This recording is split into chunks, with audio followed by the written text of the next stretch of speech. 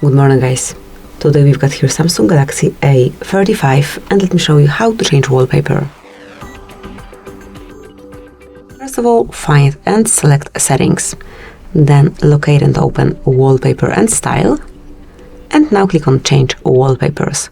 As you can see, you can select a wallpaper from several sources. So you can go with featured wallpapers, with some photo from your gallery.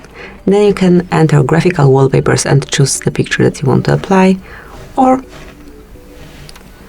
select some colors or wallpaper services. So let me set, for example, dynamic lock screen. Let me apply animals in general. Tap on download. Obviously you need to activate your network connection before you want to apply it. As you can see, it has been done. And now let's change the wallpaper. Let's apply, for example, this one. Just home screen, as we want to have this dynamic lock screen. Tap on next and tap on done. And now let's go back. As you can see, this brand new wallpaper is covering home screen. And if you lock your device, you will be able to see the dynamic animal lock screen.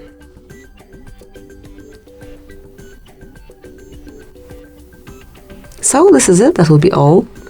Thank you for watching, please subscribe our channel and leave the thumbs up.